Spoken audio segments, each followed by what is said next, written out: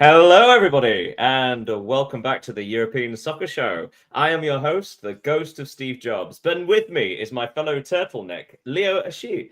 Hello, bonsoir, Leo. Ça va? How are you? Hey, Steve Jobs, how are you? Oh, I'm okay. Yeah, pretty good, thank you. Pretty good week, and a very exciting week in the world of football slash soccer for our American cousins. So on the running order today, we have the Premier League back at the top. Ha ha ha! I'm going to dive straight in. So on Saturday, Brentford managed to squeak out a 3-1 victory over Burnley. It was 0-0 until the 81st minute, and yet 4 goals in the last 10 minutes. Very exciting stuff. Manchester City almost threw away a 2-goal lead. They scored in the first minute. It was the fastest goal of the whole season up to this point. But they threw away a 2-goal lead. Leeds United equalised. Man City then won it with a late Phil Foden goal. Sunderland came from behind, 2 goals behind, against Bournemouth to win 3-2, which included one of the best goals for a losing team I've ever seen. Tyler Adams lobbing in from a good 40 yards. Everton won, Newcastle United 4. Newcastle finally have an away win this season, and they went into a 4-goal lead. They then scored the fastest goal of the Premier League season. Again, hectic Saturday. And the last game of the Saturday, Tottenham Hotspur's home woes continue, losing 2-1 at home to Fulham, conceding 2 goals in the opening 6 minutes. On Sunday, Manchester United's good form continued. They were awful in the first half, but they managed to turn it around, winning 2-1 at Crystal Palace. Aston Villa's excellent form continues with a 1-0 victory at home over Wolves, who are doing what Wolves do best. Nothing. Nottingham Forest lost at home 2-0 to Brighton. West Ham United lost 2-0 at home against Liverpool, who finally won a game in the Premier League. And the big match of the weekend, Chelsea won, Arsenal won, which is where we're going to start. So Chelsea, the Arsenal game, it was a spicy first half. I think there were 4 yellow cards in the opening 15 minutes. Yeah. And a red card for Moises Caicedo in the first half as well. But despite the red card, Chelsea were the better side, weren't they? Both with 11 men and even with 10 men. As you mentioned, it was a very intense and entertaining, to be honest, because I don't think it was spectacular because of a lot of goals or anything, but it was quite enjoyable to watch this clash with a Stamford Bridge of the big nights in English football. So it was a good show, and as you said, I think Chelsea played the best football. Maybe we can explain that because, of course, Arsenal had a tough week facing first Tottenham, then Bayern Munich in a clash between two of the maybe 3 best teams in Europe at the moment, and now traveling to Stamford Bridge is never easy. But if we don't, we will talk about Arsenal, of course. But the biggest point is that Chelsea played a great game. I don't know what you think of that, but well, if you remember last week, I asked the question: Are Chelsea the second best team in England? But they've had a hell of a week, obviously defeating Barcelona, yeah. and of course now drawing with Arsenal with 10 men and actually being the better side. Has everything shifted for Enzo Maresca? Because it was only about 6 weeks ago that he wasn't necessarily under pressure, but people were questioning his style of football. It was a bit stodgy, despite the £1.4 billion of investment, whatever it is. And yet, it seems to be coming together. So, after this week, are they the second best team in England? That's a tricky question, as usual from you. So I'm not. I know you, but yeah, maybe they maybe are because we know that against they seem to have find the recipe against the big teams. We saw that at the Club World Cup when they played Paris Saint-Germain with high pressure. We saw that against Barcelona the midweek with Rhys James masterclass, in my opinion. Again, against Arsenal yesterday. So yeah, they know how to play against the big teams, and I think their main purpose now is to play for the title, because I don't think they started the season saying, okay, we will maybe we will maybe try to win this with Liverpool, Arsenal, maybe Manchester City. They want to found back the way to European football, certainly Champions League, but I don't think they expected to be competing for the title. Well, looking at the top of the table, Arsenal now on 30 points. That's 3-0. Manchester City second on 25. And then Chelsea third on 24, level with Aston Villa, who have really, really recovered from the start of the season. So obviously, we talk about the second best team in England, because Manchester City, though defeating Leeds United, did allow a 2-goal lead to slip and have looked vulnerable, and have actually had a very poor week, losing at Newcastle and then losing at home to Bayer Leverkusen, making 10 changes in the Champions League. So I suppose also the question of them, are Chelsea the second best team in England? Well, officially they're the best team in the world. But also teams like Manchester City and Liverpool have dropped in varying degrees of standard. But it does seem like there is the possibility of another team to rush forward, much like Liverpool did last year. We were talking about another title race between Manchester City and Arsenal, and yet Liverpool snuck in. So it does feel like there could be another possibility, maybe not for the title itself, but certainly for the second place. Yeah, but in fact, correct me if I'm wrong, but Manchester City are second in the league, you know? Currently, yes, but yeah. that's what I'm saying. So City are 1 point ahead of Chelsea, but my point being that Chelsea seem to have more consistency, sometimes underwhelming, but they are consistent, whereas Manchester City kind of burn hot or cold. Yeah, and that's where the paradox is, in my opinion, because against Leeds they didn't shine bright. They needed great performance from Phil Foden, scoring at the very beginning of the game and then at the very end of the game. And go watch his second goal. Very interesting. But yeah, it wasn't an easy game for City. We've mentioned last week the next fixtures for Leeds United, and they almost took 1 point at the Etihad, so it was a great performance from them too. Yeah, and looking at the goals City conceded, it reminded me a little about the last season's goals they used to concede from mistakes, individual errors. So, but last year they didn't necessarily won those games. So, if we want to see that like an improvement, it is. Looking at the bottom of the table, so actually before we do, so there is a 5-point gap between Arsenal in first and Manchester City in second. And there is a 5-point gap between Manchester City in second and 10th place, I believe. So that just shows, again, sort of like how compact the middle of the table is. And in fact, it goes all the way down to 14th. But looking at the bottom, obviously there's a huge gap between Wolves and Burnley. But there is now a gap between Forest in 16th and 15th place. In Fulham. Which is also 5 points. So there seems to be these two gaps right at the top of the table and between 15th and 16th. So it does appear that Forest, West Ham, Leeds, Burnley, and of course Wolves are the teams fighting relegation because that gap is building. Yeah. Have Forest and West Ham stalled? Because obviously they needed that new manager influence and they got a few results to get out of the relegation zone, but they have stumbled this week. Or do you think it's just a one-off, having faced decent opponents? West Ham faced Liverpool, and Nottingham Forest came unstuck against the really good Brighton side. Yeah, Brighton. We don't usually talk about them, but they are playing great football this season. And up to fifth place. Level in points with Sunderland. Yeah, which is extraordinary in the Premier League for now.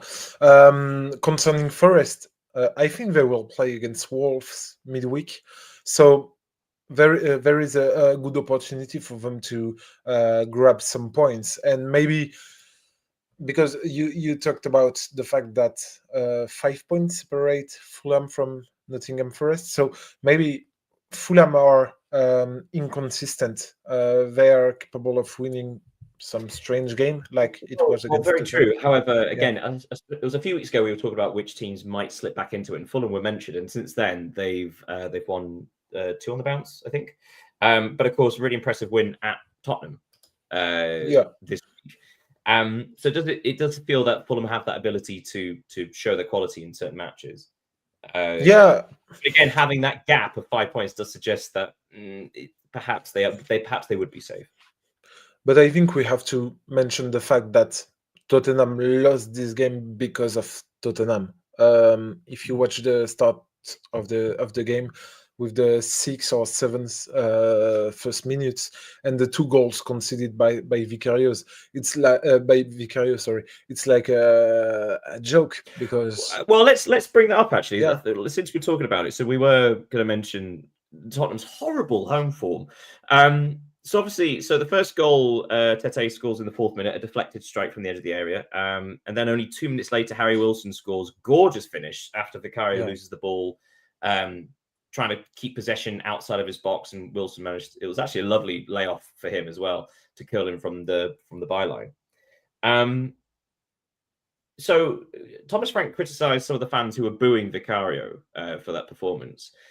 Do you understand the booing, considering, first of all, how bad Spurs' home form has been, but also if you consider how expensive their tickets are to go and watch these matches? And this isn't just under Thomas Frank. You go back to obviously last season under Ange Postecoglou. Tottenham Hotspur have only had, I think it's 5 home wins to celebrate in the last 12 months. That's disgraceful when you consider the season tickets are over £1,000. Yeah, I completely understand the booing. To be honest, they conceded. If you just take the 3 last games, they conceded 11 goals in these 3 games. They hadn't won a single game in the Premier League for months. So, of course, it's not what a team like Tottenham should do. When Manchester United lose all these games, we can see we can read a lot of articles pointing out at Ruben Amorim, pointing out at their weaknesses, and Tottenham are in. I will not say in the same situation because Manchester United, I think, they are bigger than Tottenham. So the fact that the media's, of course, they will talk more about them, but what Tottenham are doing for now a few weeks has been so poor. And yet put quite a fight against Paris Saint-Germain midweek. Yeah. So before we head off, a quick word on Liverpool. Liverpool finally got a win to end the rot. Alexander Isak getting his first goal in the Premier League, and Cody Gakpo getting a second goal in stoppage time after Lucas Paquetá was sent off for 2 very quick yellow cards for dissent. But obviously he seems to be going through his own thing after the betting investigation into him. So a word on Liverpool. Were they better without Salah? I think if they were not, they were maybe more consistent, as you mentioned. Because for those who hadn't seen the game, Mohamed Salah was put on the bench and he didn't enter the pitch. It was I saw a statistic. It was the first time since 2020 that Mohamed Salah didn't play a single game as starter or as a substitute. So it was a strong message sent by Arne Slot, in my opinion, especially given the fact that Liverpool extended Salah's contract a few months ago, and it was one of the main talking points last season with Van Dijk's and Alexander Arnold's. Yeah. And I was going to say, just partly we're just figured conscious of time in the Premier League. Obviously, so much happens, so it's quite hard to sort of keep it concise. But a last word on Wolves: 2 points only. Now, the lowest ever recorded points total in the Premier League era were Derby County, who managed to only get 11 points back in 2004. Off the top of my head, I'm not actually sure about that. Genuinely, do you think Wolves will get more than 11 points? Because obviously Southampton almost beat it last year and then squeezed over the line with the with the penultimate week of the season. Yeah, is this are Wolves at risk of being the worst team ever That's in the Premier so. League? Yeah, of course, but why not? Having only won 2 points after 14, And also 30 to or add on 40. to that, have you seen any reaction after the change of management? No, that's the main problem. The fact is that when your management decide to change the coach is to provoke something on the team, on the players, and they appointed O'Neill, who know the club because he previously be a manager there, and nothing seem to happen. So there are a lot of concerns about the situation. It's maybe too soon in the season to say they will be relegated, but if we are being honest, and I think Wolves fan are, yeah, Wolves are They going to are be currently relegated. 8 points. That's the biggest gap in the league by far. 8 points between them and 19th. Yeah, And 9 points between them and safety. Well, sort of. 10 points, but 10 points behind safety, really. So it's yeah, not, especially when you that's a consider lot. the goal difference. So, yeah. Yeah. Okay, let's park the Premier League there. And as we go on to La Liga, and you say the notes there, Real Madrid sound the alarm indeed. Something stinks in the capital. So on Friday night, Getafe defeated Elche 1-0 for a precious victory for Getafe as they move pretty close to European football. On Saturday, a great match between Mallorca and Osasuna played out 2-2. Mallorca winning 2-0 until the 82nd minute, and Osasuna managed to claw it back in the last 10 minutes. Barcelona 3, Alaves 1. Alaves actually took the lead in the first minute of this match before goals from Lamine Yamal, Dani Olmo making it 2-1 before half-time, and then Dani Olmo also getting the third goal in stoppage time. Levante 0, Athletic Club 2. Their rebuild continues. Atletico Madrid 2, Real Oviedo 0. Another victory for Atletico. On Sunday, possibly the match of the whole weekend in any league. Real Sociedad 2, Villarreal 3. A fantastic match where the lead changed twice, I think, or 3 times. And Villarreal winning it in the 5th minute of stoppage time through Alberto Marrero. Sevilla lost at home to Real Betis, a painful one for that. 2-0 to Real Betis there. Celta Vigo 0, Espanyol 1. And where we're going to start, Girona 1, Real Madrid 1. So this is, correct me if I'm wrong, the third draw in a row for Real Madrid. And it has coincided with media reports about Vinicius Junior's fallout with Xabi Alonso. Excuse me, and not just Vinicius Junior. If we can read the reports saying that actually up to 8 different players in the dressing room have fallen out with the manager already. It's hard to argue. Oh, sorry, and I should probably point out Rayo Vallecano and Valencia played tonight. Yeah, it's hard to argue against the fact that this is distracting the team because the results speak for themselves. They played poorly midweek. They beat Olympiacos, but it was close. It was 4-3 in Athens. So yeah, yes. First of all, this has got to be a distraction, isn't it? And secondly, how on earth do they get out of it? As you mentioned, they have drawn their third consecutive game in La Liga yesterday, and they have now dropped 6 points against teams in the bottom half of the table, which is obviously too much. First, when you want to win a title, a champion title, when you face Barcelona, teams like Barcelona and Atletico Madrid.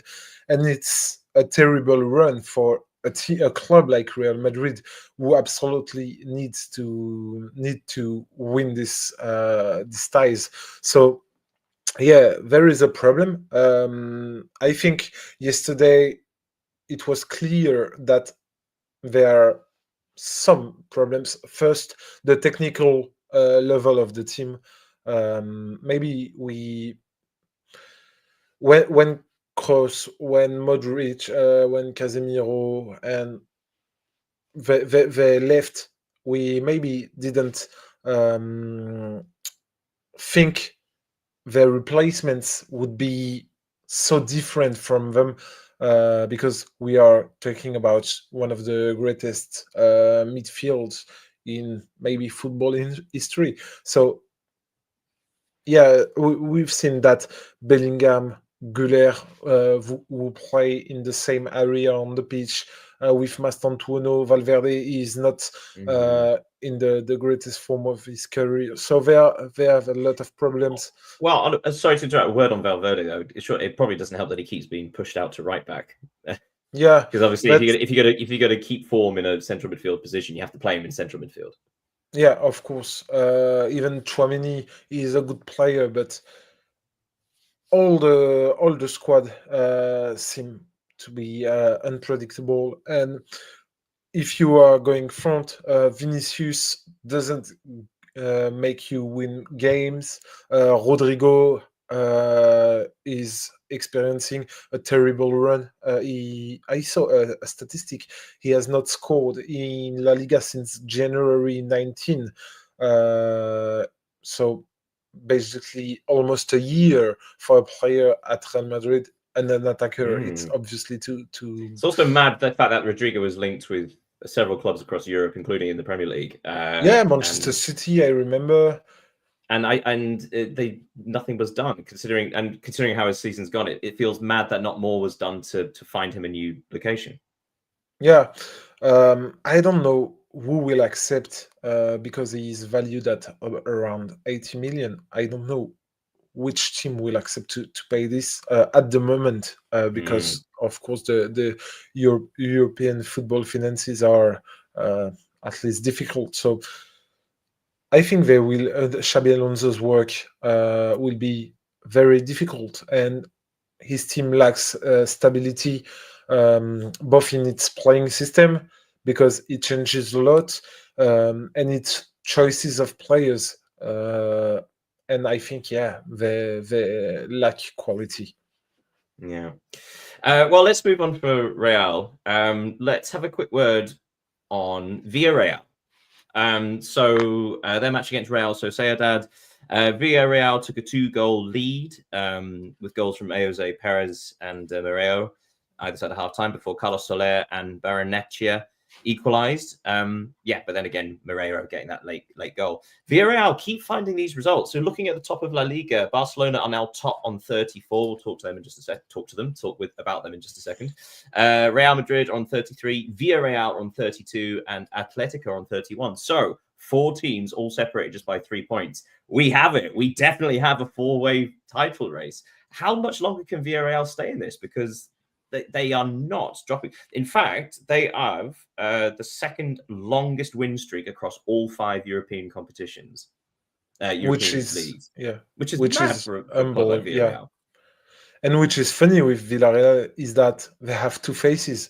The one in La Liga where they're unbeatable, and the one in the Champions League where I think they were defeated against Paphos, and they yes, of course, yeah. maybe have one or 2 points in the Champions League. So it's quite funny.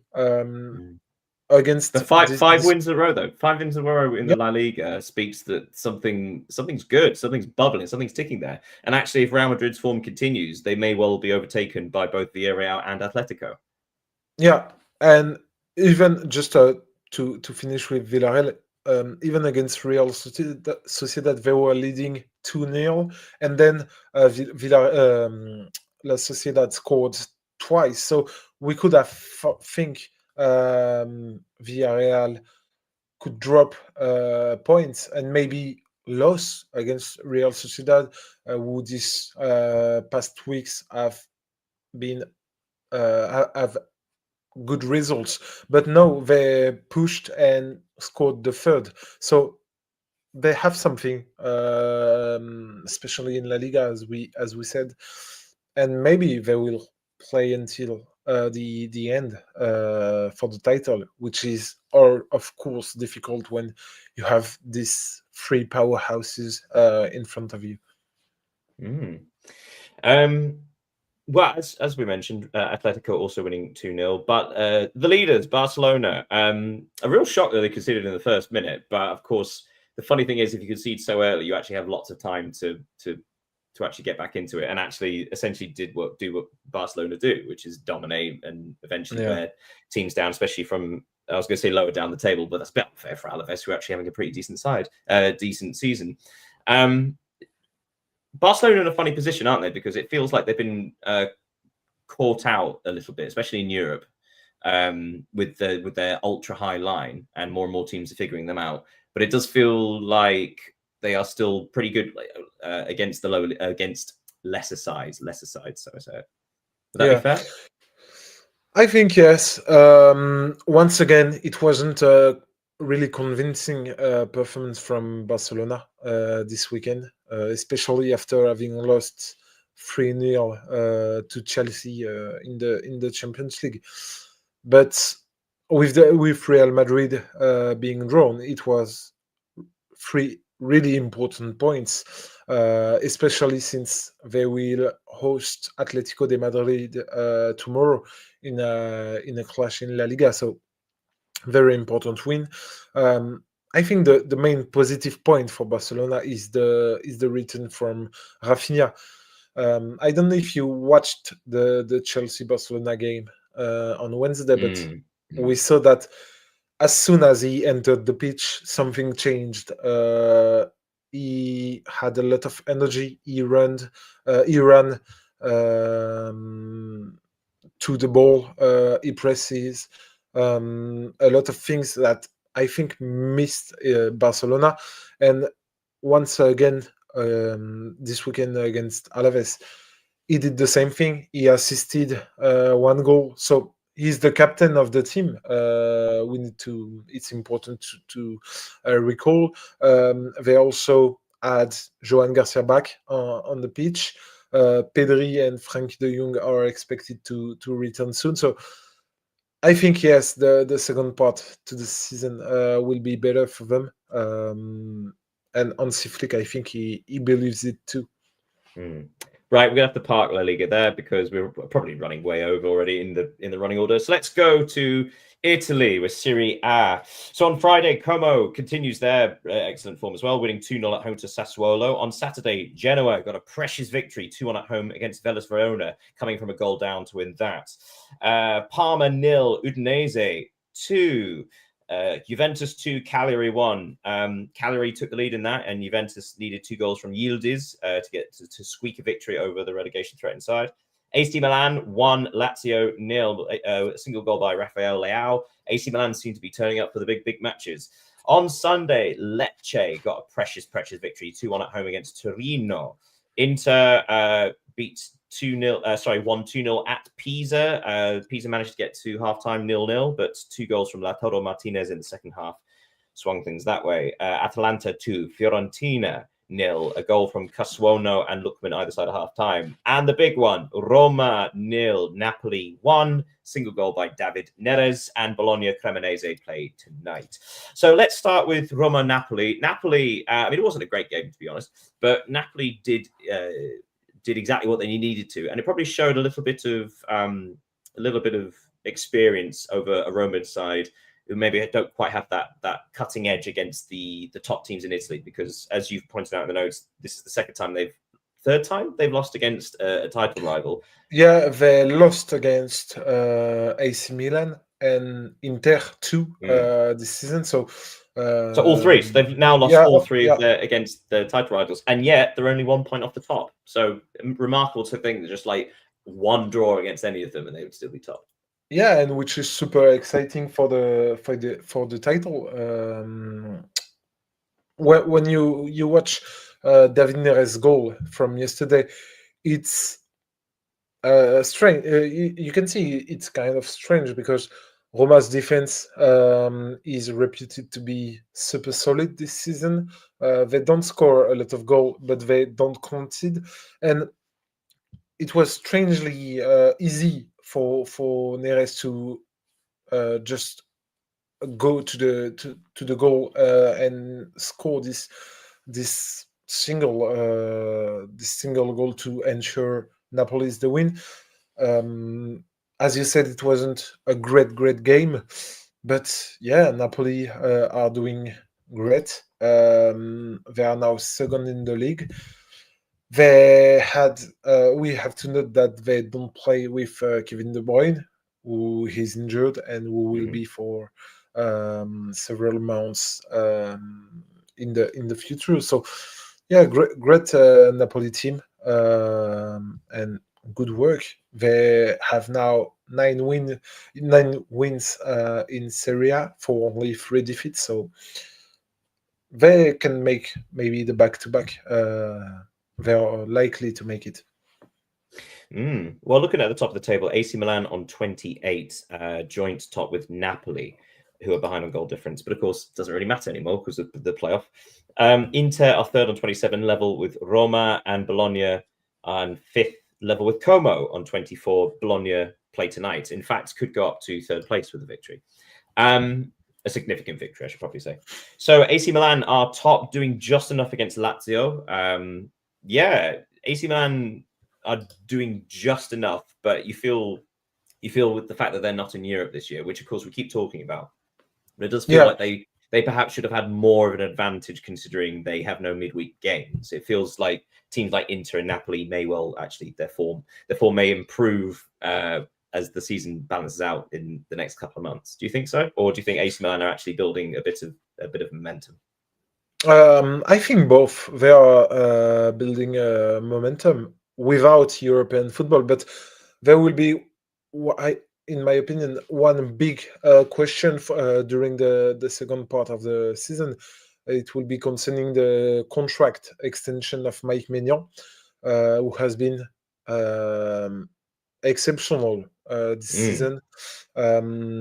Once Well, again, of course, AC Milan have a good track record of giving contracts to their extremely good goalkeepers in the final year, haven't they? yeah, that's why. And there are a lot of discussions. Fan would like him to stay, of course, but there are discussions. And if Maignan is to leave Milan, it can be something to that distract the whole team. To be honest. Mm. For those of you who don't know, by the way, I was making a glib remark about Gigi Donnarumma and his how he Yeah. departed AC Milan to Paris Saint Germain. Okay, so I mean, Juventus just doing enough, Inter doing enough. Yeah, it is looking fantastic. I mean, even so, I've included sort of Bologna in fifth, Como in sixth, who are only 4 points behind the leaders. And even Juventus Juventus. Juventus are Yeah. 5 points behind, and then there's a bit of a gap. So it does feel like these are the 7 teams playing for European football and the title, and it could genuinely be in any order. Yeah, that's what is exciting. You've mentioned European football, but in a certain world, Juventus can grab points and go top of the league, which is, which is very incredible given their record. The question for Bologna and Como is to see that will they be able to continue on their form?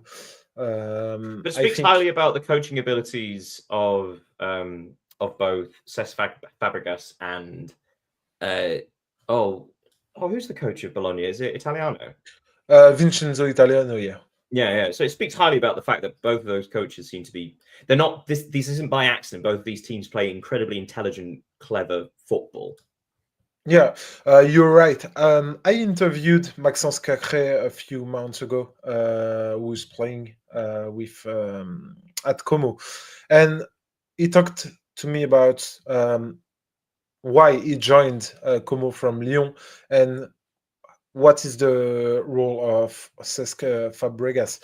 And he told that he explained that the fact that Fabregas always wants to have the ball because he's, of course, a child of Barcelona. So he has the Barcelona ADN of Cruyff, Rexas, Guardiola, and every great coach coming from La Masia.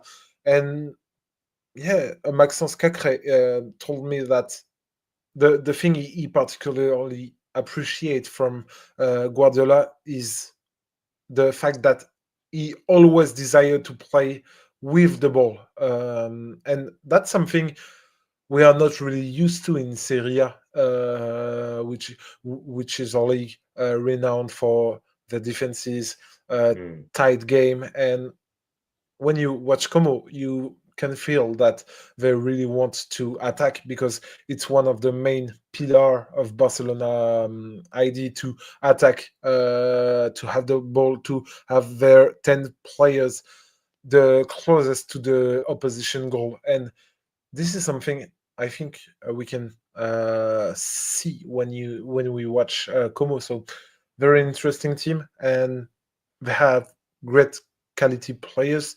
For example, Nico Paz, who has Mm. now 5 goals and 5 assists in Serie A, who is heading to a return to Real Madrid next summer. But they got some very interesting players, experienced one. So this is a good mix, and maybe they will climb to the Champions League spot for Only time will tell, but it's going to be yeah. exciting to follow it. Finally, before we move away from Serie A, another word on Fiorentina, whose form hasn't improved, and now sitting in 19th, they are 4 points behind Pisa, so the gap is now beginning to appear, especially after the victory for Lecce and Genoa, who have pulled away from them. So yeah, it's if Fiorentina are going to get themselves out of this, it kind of has to happen sooner rather than later.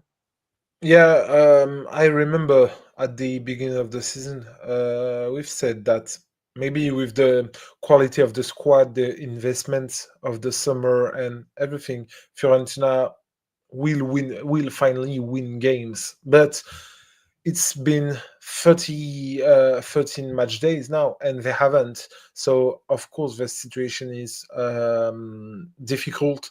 It raises questions. And it's crazy considering they had the top goal scoring Italian forward last year in Moise Kean. Yeah, and I think he scores too this season, but I don't watch enough Fiorentina games to say precisely what are the problems. But the fact is that being behind Pizza, behind Parma, behind Lecce, behind Verona, Mhm. it's concerning. They are above Verona on goal difference, so I'll defend them Yeah, there. Okay, so let's pop off to Germany and das Bundesliga. So on Friday, Borussia Mönchengladbach, another clean sheet, but they didn't score 0-0 at home to RB Leipzig, but still an impressive result for Mönchengladbach as they repair their season. On Saturday, Bayern came from a goal down to defeat St. Pauli 3-1. St. Pauli scored in the 6th minute. And Bayern equalised just before half-time through Guerrero. And it took until stoppage time for Luis Diaz to score, and then Nicholas Jackson to add another to squeak the victory. Hoffenheim won 3-0 at home against Augsburg, all goals coming in the first half. Union Berlin 1, Heidenheim 2. This was a fun match. Union Berlin winning it until the 90th minute, and then Heidenheim turned it around. Relegation threatened Heidenheim, 2 goals in the last 6 minutes to steal the win. Werder Bremen drew at home 1-1 against Köln. By Leverkusen, Borussia Dortmund, perhaps the clash of the weekend, with Borussia Dortmund winning 2-1 at Leverkusen. On Sunday, Hamburger defeated Stuttgart 2-1. Another impressive result there. Frankfurt drew 1-1 with Wolfsburg. Wolfsburg getting a penalty in the 6th minute of stoppage time to steal a draw there, with Batshuayi equalising. And Freiburg won the last match of the weekend 4-0 at home against Mainz. So let's go to Leverkusen and talk about that match. That was a fantastic game against 2 very equal teams, which you've seen already with RB Leipzig against Dortmund as well. But this time, Dortmund actually showed a bit of grit and didn't wilt under pressure. They took a 2-goal lead, Anselmino and Adeyemi. Kofane pulled a goal back for Leverkusen. But yes, for once, Dortmund didn't fall in the face of pressure. yeah. Does that suggest they're growing, or have we been lulled into this false sense of security before? I think this is the main point of this game. They held on after dropping points at the time in their last 2 Bundesliga games. It's obviously a great result. It was the kind of games we can say they are valued at 6 points because the loser lose a lot. when it's about title Champions League spots. You Well, mentioned to support your point, Hoffenheim are now behind Bayer Leverkusen on goal difference alone, and that's Hoffenheim. I mean, who had a wonderful season last year and qualified for Europe. So obviously, this is not a nothing team, but still, Bayer Leverkusen ahead of Hoffenheim just on goal difference. So these are precious points, especially at home against the rivals for the Champions League. Yeah. And of course, it's a great result for Dortmund because they are now third. They are just 1 point behind Leipzig, who drawn at Gladbach. They have only one defeat this season, which is very, very positive for them. After because we know that they are used to drop points, drop victories when they absolutely need them to win the title. If you think about their games against, was it Main 2 years ago, 2 seasons ago? Oh yes, On the mine's final the day, yeah, 2-2. Yeah. yeah, the But we not as if we talk about that every other week. We don't mention that often. We don't like to rub that into Dortmund. yeah, but we have to mention that Karim Adeyemi, who scored against Leverkusen, is in really good form. He scored in his last 3 games, so it helps to have this kind of performer because, for example, Guirassy didn't score against Leverkusen. So if you have some players who can take the lead to do so, it's obviously a great advantage. So great victory for Dortmund, who closed the gap with Leipzig. Let's have a quick word on Bayern because they also conceded early and looked a bit not at their best. But I suppose they have the strength and depth to turn it around because obviously Luis Diaz in the 3rd minute stoppage time, Nicholas Jackson in the 6th minute stoppage time. 2 signings for them that will cost a combined total of about 130 million euros. So it's a chunky old bench for them. But having said that, they are now 8 points ahead in the title race. So we've been speaking about it a while, but Bayern are too strong, aren't they, this year? Yeah, they are, especially since they hit the woodwork 3 times during this game, so they could have win more. Very good point, actually. But the thing to note is that they were once again behind on the scoreboard because it was St. Pauli who scored first against Freiburg. Last week they were trailing 2-0. They lost to Arsenal this week, so they conceded a lot of goals. And we talk about Bayern because they are leaders, but the situation of St. Pauli is absolutely terrible. Yeah, they have now lost 9 games in a row in Bundesliga. In the league. So, in the league. yeah, in Bundesliga. So weirdly, they won a cup game in between that, but yeah, they 9. So you're absolutely right. That was going to be one of my questions for you later. 9 league matches in the row, officially the worst form across all 5 major European leagues. And yet, they are just 3 points away from the 14th. Well, they're only 2 points. They're only 2 points behind Wolfsburg, actually. And Wolfsburg are in safety because obviously the Bundesliga only have 2 relegation spots in the playoff.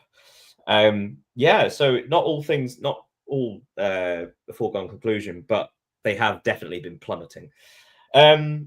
Anything else you want to say about the Bundesliga before we maybe just a quick word on Stuttgart, who have looked so good this season, and yet a damaging loss away at Hamburger. It looked like they turned things around.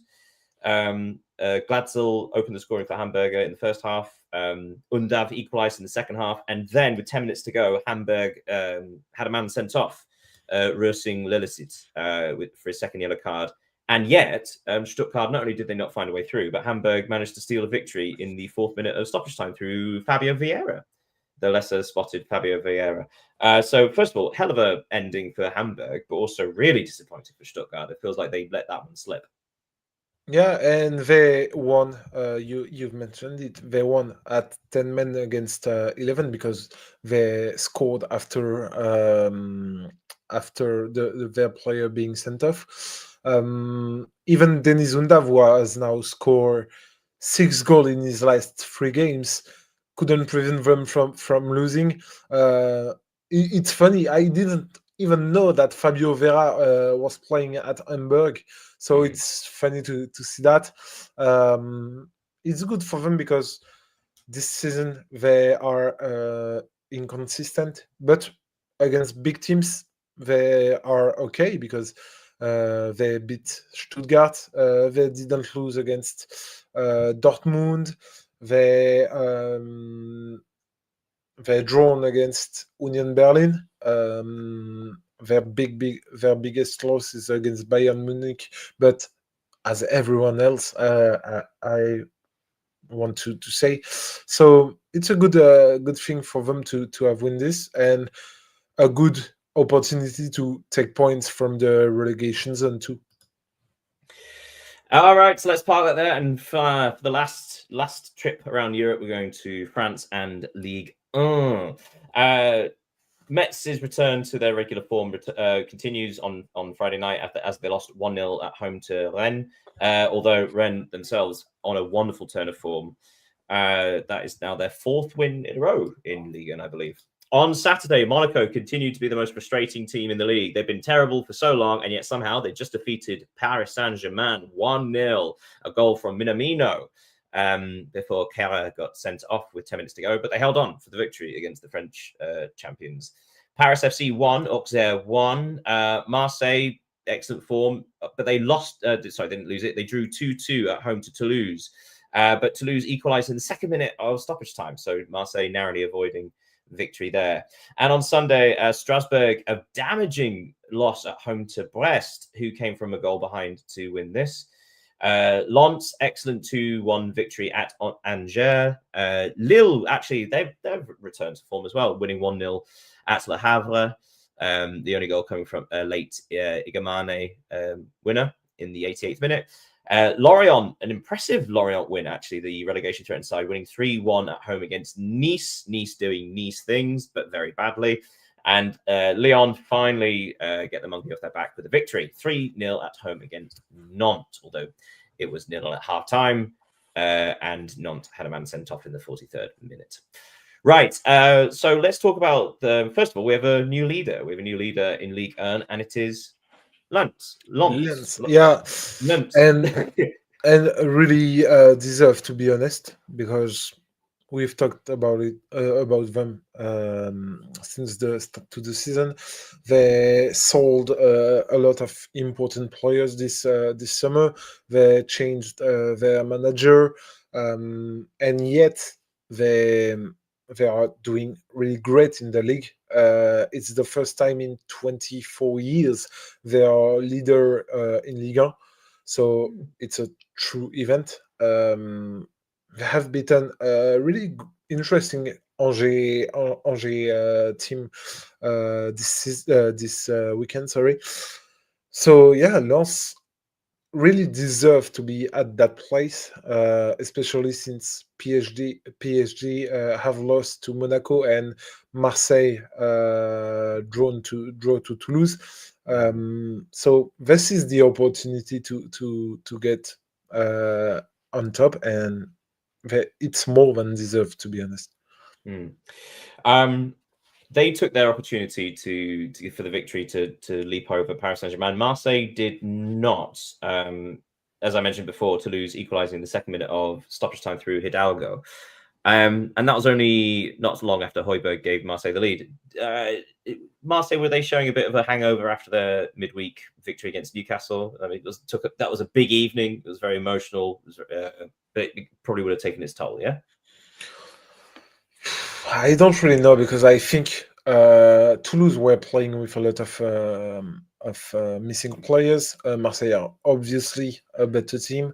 They were playing at home, but it was as against Angers a few weeks ago when they had the opportunity to take the lead of Ligue 1. They conceded an equalizer in added time after having taken the lead in in the second half, which was really funny, to be honest, because I think they scored their second goal at the 75th minute by Højbjerg, and It's very good. 74th, almost perfect. Well oh, done. and Højbjerg, he just took off his shirt like he had won the Champions League. So it was really funny. And of course, with 20 minutes left to play, don't do that, please. But he did. And Richarlison has the habit of doing that, doesn't he? For Spurs, he has a habit of ripping off his shirt and actually then not winning the match. Okay, so I mean, also we should probably mention the Paris Saint-Germain have dropped points regularly this season, or semi-regularly. And it does feel like every single time so far, all their competitors, all their rivals have also dropped points. So it feels great that Lens have actually responded well. They've managed to actually get the victory. And it was the day after, so they were aware of what the results were from Marseille and Paris Saint-Germain. So Lens had the opportunity to get to first place, and they took it. Which also speaks well about their mindset, the ability to handle that pressure and the ability to sort of respond to it. Yeah, it's of course a great performance from Lens, especially given the fact that they lost one of their best defender this week, struggling. A fracture from his not his leg, but a part of his leg. So it was. They said they want to play and to win for him, to honor him, and they did so because PSG lost the day before after another disappointing performance. Once more during this early season. You've mentioned Monaco, and they are impossible to understand because they are really capable of stringing together poor results against weaker opponents, and yet beat PSG. Even if we have to mention that Monaco should have been a Monaco player should have been sent off after a terrible tackle on Lucas Chevalier in the first half, but he didn't, and Monaco made the most of it, scoring from with Minamino. So tonight there are 6 in Ligue 1. They gave Marseille and Lens the opportunity to lead the table. Only Lens seized it. And for PSG, there are obviously significant absentees. We can talk about Nuno Mendes and Achraf Hakimi, who are, in my opinion, are the most important players for them, but also Ousmane Dembélé, who just entered as a substitute, and Désiré Doué. But that doesn't justify everything, because obviously some individuals, for example, Lucas Chevalier, who replaced Gianluigi Donnarumma this summer, is below the expected level. We can also talk about Ilya Zabarny coming from Bournemouth for 62 million euros. He has been he has known difficulties these past weeks when he played. So even the midfield, which is the biggest, the strongest point of PSG, got troubles this week. So there are some problems. And the final word before we bid au revoir to Ligue 1, we should probably bid adieu to Nice, who have now lost 4 matches in the league in a row, which makes that's the 3rd worst form across all the 5 teams, behind Wolves and St. Pauli. So not a great time. And they even took the lead against relegation-threatened Lorient, and yet lost 3-1, which I think speaks volumes. But let's park Ligue 1 there. Merci, Ligue 1. Right, so we're now, before we finish, we've got the 3 things you may have missed this week. Would you like to contribute one? Then I'll contribute one. Then you contribute one. Okay, the first, of course, is the fact that Flamengo won the Copa Libertadores on Saturday. against Palmeiras. So thanks to a goal from Danilo, the former Manchester City, Juventus, Real Madrid, Porto player. And do you know who the coach of Flamengo is? I think you know. Oh, I do, but I've forgotten it. A Go Chelsea on. legend. Just say No, it. not a Chelsea legend, of course, but it's Felipe Luis, the Ah, former yes, of course. fullback Yeah, yeah, who yeah. played. He played more than 300 games for Atletico de Madrid. He's a young coach, so it's a great reward for him to win this prestigious title. For those who don't know what is the Copa Libertadores, it's the same thing as the Champions League, but for South American football. Terrific, and what an achievement. I'm going to contribute one. So we're actually we're staying in England, but it's not the Premier League. We're going to look at the Championship table, because obviously we've spoken a lot about how congested the Premier League table is from Manchester City in second to Fulham in 15th. There is only 8 points difference, which is insane.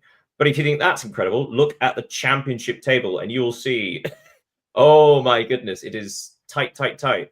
Well, actually, so first of all, Frank Lampard's Coventry are 10 points clear at the top of the table, which is remarkable. But then from Middlesbrough in second to Charlton in 17th are only 10 points. But if you say third, from the top of the playoffs, third to 17th is only 8 points, which is the same as the one I said in the Premier League, but an extra 3 places. Also, keep an eye on Wrexham, who only conceded 1 goal in the entire of November, and they are now only 3 points behind the playoff places. That's interesting. What's the last one? What's the third? Yeah, I got 2, but we can do 4 things. We could miss 4 things. That's fine. Okay. So the first is the fact that Inter Miami won the first conference final in their history. Oh, of course, yeah. And they're playing Vancouver Whitecaps in the final. Is that and right? they will Thomas play. Muller's. Yeah, and that's precisely the fact that I wanted to highlight. It will be a chance to see a rematch of the 2014 World Cup final between Thomas Müller and Lionel Messi. So it will be interesting. And for the last thing you may have missed this week, let's go to Norway, where Viking FK managed to edge out Bodø Glimt, so a team we are used to see in the European competition, who are playing Champions League football this season. They won their first title since 1991. So the fact is that they will compete in the Champions League playoffs next season. So congratulations. I mean, honestly, it sounds a bit bizarre saying this, but genuinely, if anybody watching this, look at the tables for Sweden and Norway. It's fantastic. Yeah. The Swedish one has just been won by basically a fishing village who, Mjolby. 15 years. Yeah, we were only about 15 years ago. We're basically bankrupt in the 3rd division of Swedish football. It's incredible what's happening in Scandinavian football. Right, let's end on trivial trivia. Do you have one for me this week? I got one. Do you know what team is what team has registered the most clean sheet in the top 5 in Europe? Ooh, clean sheets. Well, I mean, my instinct would have said Arsenal, considering they had a long period of not conceding. But that makes me think that they're not. I'm going to guess they're second then. Clean sheets. Oh, you know what? I am going to go for. I'm going to go for Lens. And no, it's Lyon. Really? Yeah, Lyon managed to register 12 clean sheets this season. Oh, is this in all competitions, or is this just the league? No, just the league. In all competitions, sorry. So yeah, it's. I was going for league. Damn you! Sorry. Yeah, I didn't precise. You're right. No, I mean, Lens might not be the right answer. Okay, in that case, I'm going to give you my question before we finish, and we've just going to scrape over an hour again. So, if St. Pauli have the longest losing streak in all the top 5 leagues, losing 9 in a row, which club has the longest winning streak in the top 5 European leagues? So, third place. Actually, no, I told you who second was. It was Villarreal was second with 5 wins in a row. Who's top? Just in league, is not in all. Just in the league. Yeah. I'm being clear. Just league. I would like to say Liverpool, but I don't think so. Sorry, Reds. Their lengthy win streak of 1. Yeah. No, but and what? How many games? 6. Villarreal? 6. Oh, sorry. Villarreal have won 5 in a row. The team in first have won 6 in a row. Okay. And does it include draws? No. This is a winning run. So just winning wins in a row. Okay. Yeah. So for context, in third it's place, not Arsenal, of course. No, in third place, it's 4 wins in a row is tied between Barcelona, Lens, and Rennes. Okay. They've had 4 wins in a row. Second place is Villarreal on 5. So who's top? 6 wins in a row. Maybe Milan, no? Or Como? No, in La Liga. In La Liga. Wait. Real Betis? No, so Atletico. I don't have any idea. Oh, yes. Atletico 6 wins in a row, but also speaks volumes that the top 3 win streaks are Atletico, Villarreal, and Barcelona, which really puts context into the momentum that they've had to catch up Real Madrid, who seemed quite comfortable, and yet now those teams have completely launched at them, which is really surprising. But yeah, 6 league wins in a row for Atletico. So much for a bad start to the season. In a couple of weeks, they may be top. And on that note, we're going to end there. Thank you so much. Merci, Leo. Thank you, Daniel. Well, I will see you next week. In fact, it's going to be a hell of a midweek as well in the Premier League. So we'll probably have to allot an extra bit of time for the English Premier League. And also in La Liga, maybe in Serie A also. So okay, warning everybody, next week will be slightly longer if it's already too long as it is. Thank you so much for joining us. Don't forget, there's our X down there. That's our YouTube. Subscribe, follow, do all of it. Smear it on your skin. It'll make you look younger. Thank you once again, everybody, and we'll see you next time. Thanks, have a great everybody. Week. Goodbye.